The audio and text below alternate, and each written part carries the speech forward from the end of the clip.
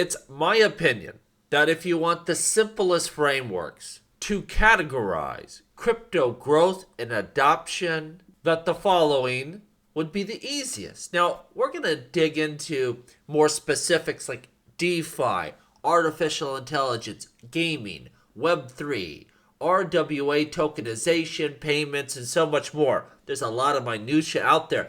But if we're trying to boil everything down to its simplest components, well, I think, this is the best way to go. Now, you have to identify a huge shift that we've seen in blockchain architecture. It wasn't always like this. When you look at the big three blockchains, Bitcoin, Ethereum, and the XRP ledger, all three have made a similar shift for long-term building, and they've all decided to build out in modular fashion. All of them, to a T. And all three have great opportunities here from this moment right now for growth and adoption. Now, the easiest to see, I think, is the Ethereum blockchain, because they've been the most successful to date integrating this idea of layer 2s and side chains. And when you look at just Matic, the great side chain there for the Ethereum blockchain, and you really look at the numbers it posted during the last bull run of value locked on chain and the transactional volume on a regular basis, it put most, major layer 1 blockchains to shame. It had a ton of real world application and use. And we're already seeing that now as the layer 2s are built out with Optimism and Arbitrum and, of course, Base. And so it's my opinion that if you want more exposure to the Ethereum ecosystem, you probably get more growth potential from layer 2s and side chains than you would just by acquiring more Ethereum directly. They are probably significantly undervalued for the amount of growth and adoption we're going to see in a very short period of time. Now, the second really interesting example of this is the XRP ledger. And there's one just fascinating caveat here with XRP that we'll get into, but, this is the future for that blockchain. The fact that, we want to move beyond just payments and using XRP as a bridge currency. And it's been decided, for a lot of things, you need smart contract capabilities, but we don't want that stuff on the main chain. So throw that off to layer 2s, to side chains. And even though the approach is wildly different, the end result is still the same scaling solutions. The Ethereum blockchain lets you do everything on the main chain. And when things are slow and expensive, it spits off all the activity to layer 2s and other scaling solutions. And with the XRP ledger, we're just jumping to the chase. We're going to have, finely tuned and specific capability. And to do that more complex stuff, just go do it somewhere else. Do it on a connected chain, a scaling solution, but don't do it on the main chain. A slight difference, but I think will have wildly different implications as we go forward. Now, in my opinion, this poses a great opportunity because it's so new, and you got to keep your eye on this because this is the first time the XRP ledger has had the capability to do things beyond just simple payments and swaps of IOUs, things of this nature. Watch out for emerging projects and opportunities because they're likely to come in a hurry, and that's the best time. Very early days of building, if you can identify who has the capability and the potential, and you get on that early because you know it's coming, while the rest of the world is asleep, that's really what you want. Now, remember I said there's an interesting caveat with the XRP ledger, and really if you think about it, what they're doing is they're looking at Ethereum lets you build out anything you want. It's the programmability there, you dream it up, you can build it. And so they've watched the last 3 or 4 years and said, you know what? DeFi's have been really, really successful. So beyond just using side chains and layer 2s, what we're going to do is we're going to bake that capability, the functionality we need from the most successful DApps to date. These are things like AMMs and borrowing and lending and really, core attributes of most DeFi systems. Let's bake that directly into the main chain. It's finely tuned, it's specific, but it's widely used in crypto adoption.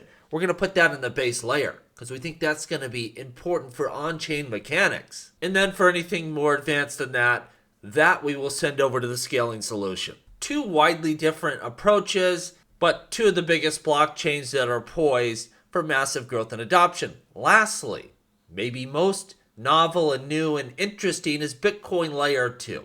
And if you're really paying attention, you're seeing this explosion coming. Now, I don't know long term, how much of this Bitcoin Layer 2 is going to be ultimately successful. I know the purists, the maxis hate it. Like, they're like, no, Bitcoin is digital gold. Leave the blockchain alone for anything else. And, if you're not fundamentally changing that layer 1, like in Bitcoin, you're not changing the core code. If you're trying to tack on layer 2s and, various different systems, to me, that's fine. Yes, it may bring a lot of transactions on chain, but ultimately, long term, if those don't have value, those transactions will go away. If there's no real value long term in monkey pics or poop emojis, while the hype and the FOMO is getting behind that, it'll bring a lot of transactions on chain. But long term, the junk will fade away and the real applications and the real value will stay long term. We have to be so careful of defining exactly what value is long term and the ways you should use an open source, public blockchain. And I think one of the easiest ways to see this with Bitcoin, and this, caught me for the longest time, is I would look at the Bitcoin white paper and say, well, it is a peer-to-peer payment system because Satoshi said that. And when we look today, yes, it still is a payment system, and through things like Lightning, you can send smaller payments. But really, its main use case is being fair money, digital gold, and that's not in the Bitcoin white paper. It has just gravitated towards its best and highest use.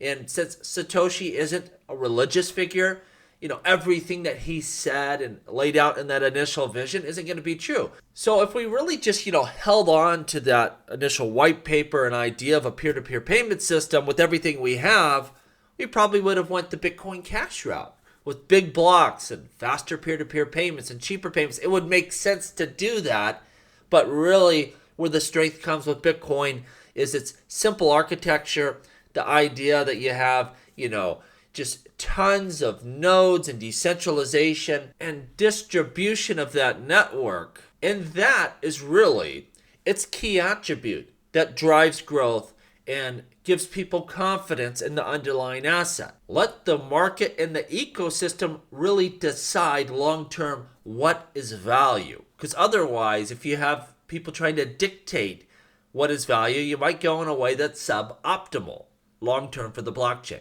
That's what it's about. Public blockchains, let the public decide. And there's different approaches here, of course. You could, really dive down into the, Ethereum layer 2s and side chains, and you could buy those coins like Matic, Optimism, and Arbitrum.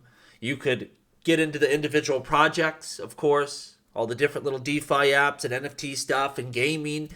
And same thing with XRP. You could jump on all the emerging building that I think we're going to see, and there already is some there. Minus Wells had a 100x return from his EQ token last time around. I think there's going to be more crazy opportunity like that as we continue forward with XRP. And then, Bitcoin Layer 2, there's just this explosion of growth that I don't understand. I don't even know where the value is. I've been trying to figure that out. But what I do know is there's just a ton of emerging systems. And if you know how to wade through that and pick the winners, it's going to be crazy. So you can dig into all that minutia. But there's another approach. Just holding Bitcoin, Ethereum, and XRP, well, it gives you exposure to all of that. That's another, equally fine way to approach this. Saying, I'm just going to buy the main tokens and I know I'm going to capture a lot of growth and demand. One example of this, I remember sitting down before the last bull run with DM Logic, and we're talking about the explosion on the Binance chain. I think the coin was it's about $50 there.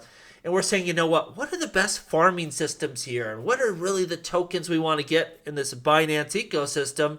And the easy answer was just buy more Binance token, right? Because you're going to have this explosion of growth and demand. And the easiest way to capture that was just to buy BNB itself. So you can decide your approach there. And how much time you want to spend digging through and waffling through all this stuff. Again, I think Ethereum Layer 2 is the easiest, just buying those main tokens there. But Beyond that, it depends how much time and risk with something kind of newer and emerging you're willing to take, or do you just want to, invest in those main ecosystems, understanding there's a lot of growth and demand coming. Now, I said there's four, right? We've named the big three: Ethereum, Bitcoin, XRP. Well, I think you definitely have to have the major layer one smart contract blockchains, the competitors to Ethereum. And this is going to be different for everyone. Of course, myself, I love Flare. I like what they're doing. Really this emphasis on data, which is going to be so big. And my biggest four holdings in this area are Cardano, Polkadot, Cosmos Atom, and Near. But there's a lot of different ways you could go with this. Some people like Solana, HBAR, Aptos, Phantom.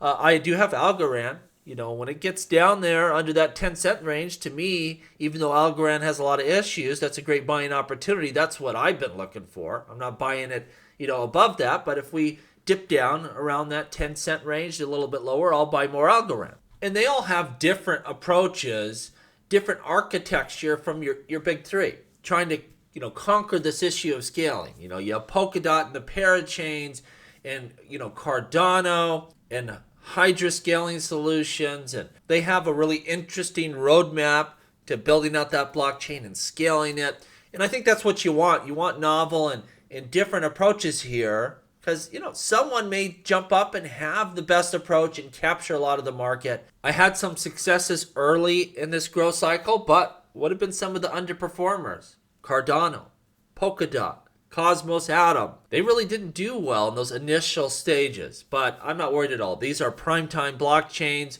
great builders, huge communities, and value is going to build value long term. You don't have to sit here sweating that maybe, they're just going to die off. I think all three will be great performers and build real value for the very long term, and that's what's important here. And in my opinion, at the end of the day, the one thing that really it all boils down to is growth, adoption, and scaling.